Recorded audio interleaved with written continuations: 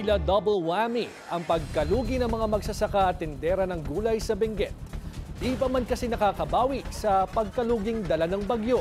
Panibagong problema ang hinaharap. Ito ang pagbaha ng imported carrots at broccoli mula China.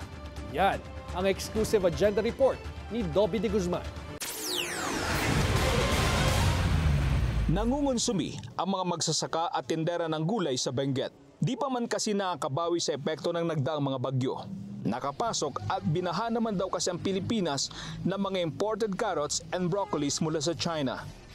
Boxes nang dumarating sa iba't ibang bentahan ng gulay sa sa Urdaneta, sa Manila. Kaya ganun, yung mga namimili, hindi na rin sila umakyat dito. Sa trading post sa bayan ng La Trinidad, ibinabagsak ang lahat ng mga inaaning gulay mula sa iba't ibang bayan ng Benguet. Dahil nabawasan ng halos 50% ang bilang ng mga dumarating na buyer, lugi ang mga tendera at mga magsasaka. Siyempre nakakapaglugi po kasi nababawasan po yung mga natin ngayon. Tsaka kawawa din po yung farmers natin dito. Kasi siyempre, imbis na ito po yung natin, doon na sila sa imported kumukuha. Ayon sa tagapagsalita ng mga magugulay ng Benguet, ilang buwan nang tuloy-tuloy ang pagbaha ng imported na carrot at broccoli sa Divisoria, Balintawak at Sariaya sa Quezon Province. Ipinadala pa raw ng kanilang mga suki ang larawan at video ng mga nasabing gulay. Kung meron man daw namimili, nasa 10 hanggang 20 kilo na lang ang order ng kada buyer. Katwiran nila, mas mura at mas malalaki ang mga galing China.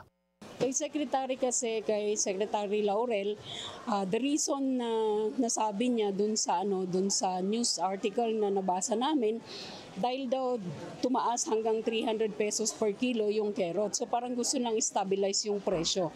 But we would like to tell the Secretary na actually pag dito sa amin, ang pinakamataas na inaabot niya is 220. Pero sa 46 na truck na dumating sa araw na yon, isa lang ang napresyohan ng 220.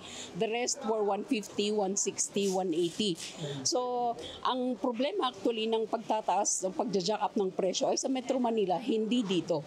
Duda ang mga magsasaka at tindera ng gulay sa Benguet kung legit ang permit ng mga imported na gulay.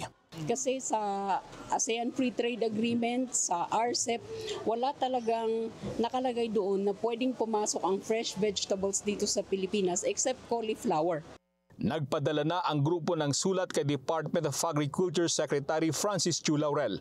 Apila ng grupo, sana'y pagbawalan ng kalihim ang pagpasok ng mga imported na gulay. Dahil kung hindi, posibleng sabayan ito ng mga smuggled. Pag nagkataon, mas babagsak ang presyo ng ani ng mga sarili nating magsasaka. Hiling ng mga magsasaka, mabawi sa darating na Disyembre ang malaking kalugihan sa mga nagdaang buwan. Para sa Agenda Weekend, Dobby de Guzman, Bilyonaryo News Channel, Benguet. Matatandaan na noong unang linggo ng Oktubre, mismong si Agriculture Chief Francisco Chu Laurel ang nagsabing pinayagan niya ang maliit na quantity ng imports ng carrots mula China, maging ilan pang gulay tulad ng sibuyas at broccoli para umano matulungang mapababa ang presyo nito sa merkado.